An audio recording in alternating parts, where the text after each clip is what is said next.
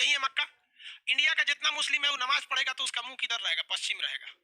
मुसलमानों में एक चीज बहुत पश्चिम मुंह करके वो झूठ नहीं बोलता है सब, लेकिन यहाँ मक्का और मदीना है। कुछ लोग का कहना है यहाँ शंकर जी का मंदिर है भैया, यहाँ लोगों का कहना है कि वहाँ शंकर जी को कैद करके रखा है सब, कोई हिंदू पानी डाल देगा तो बाहर आ जाएंगे। बचपन में आप सुने होंगे कि पेंसिल का छिलका दूध में डालो तो रबड़ बन जाता है, मोर के पंख को चौक खिलाओ तो बड़ा हो जाता है। ये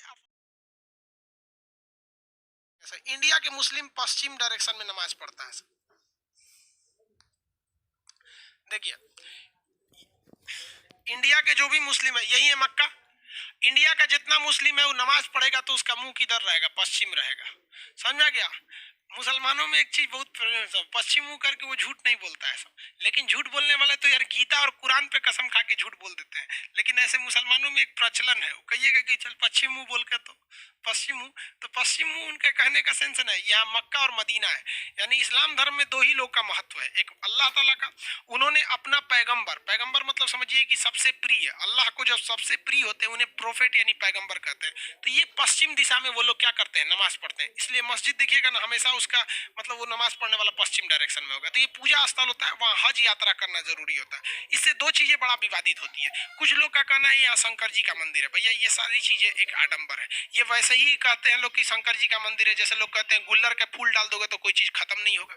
ऐसे कहावत है ना, बचपन में आप सुने होंगे कि पेंसिल का छिलका दूध में डालो तो रबड़ बन जाता है, मोर के पंख को चौक खिलाओ तो बड़ा हो जाता है। ये अफवाहें हैं सब, वैसी इसका कोई मतलब नहीं बनता है, ये आपस में है। शंकर जी आप बताओ यार, खुद से जरा सोचो कि शंकर जी वहां क्या करेंगे। और कहा मतलब हमारे यहाँ तो अलग अलग जगह पे अलग अलग प्रचलन है।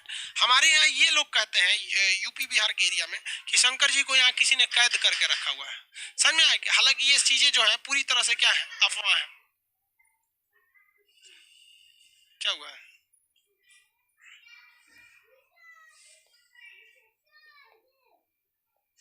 चलिए देखिए ध्यान से यहाँ, तो यहाँ पे ऐसा कुछ नहीं है। वहां पर एक पत्थर है जिस पर क्या करना पड़ता है? कंकड़ मारना पड़ता है। अब कुछ लोगों का ये कहना है कि वहां पे शंकर जी को किसी ने अरेस्ट नहीं किया है, जबकि हमारे यहाँ लोगों का कहना है कि वहां शंकर जी को कैद करके रखा है सब, कोई हिंदू पानी डाल देगा तो बाहर आ जाएंगे। मतलब आप खुद सोचो ना कि कोई भगवान को इतना कमजोर कैसे कह सकता है कि मतलब कोई किसी को अरेस्ट थोड़ी ना कर सकता है वहां पे। ये गलत मानसिकता। और कुछ लोगों का कहना है कि वहाँ शिवलिंग है।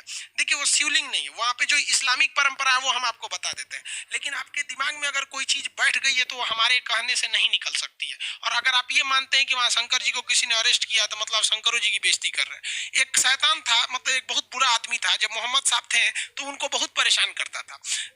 कभी उनके ऊपर कूड़ा फेंक देता था, कभी कुछ कर देता था। तो मोहम्मद साहब ने बहुत कोशिश किया कि ये सुधर जाए, लेकिन वो इंसान सुधरता नहीं था। तो तंग आकर मोहम्मद साहब ने उसे श्राप दे दिया कि जा तू पत्थर का बन जाएगा। तो वो आदमी एक बड़ा सा पत्थर बन के रह गया है। तो लोग जाते हैं ना तो इसी पत्थर पे कंकड़ से मारते हैं लोग, वो ये दिखाने के लिए कि तूने मोहम्मद साहब को परेशान किया था। तो किसी ने ये फोटो लाया और बोल दिया कि भाई साहब यहाँ पर मतलब इस फोटो में यहाँ पे कि ये शिवलिंग है, जबकि ऐसा कुछ नहीं है। वो परंपरा के हिसाब से देखिएगा तो एक शैतान आदमी था। अब बताओ भाई, अगर इस पत्थर की हिस्ट्री उठाओगे तो वो एक ऐसा दुष्ट व्यक्ति था जिसे पत्थर बना दिया गया श्राप से। अब वो दुष्ट व्यक्ति को आप शिवलिंग बोलोगे? आप मानते हो तो आप हमारी बात पे तो बिलीव नहीं कर सकते, वरना अगर आप जिस पे बिलीव करते हो जो ऑथेंटिक चीज है, जैसे गूगल हो, विकिपीडिया हो गया, क्योरा हो गया, इस सब पे आप जाके सर्च कर सकते हैं। इस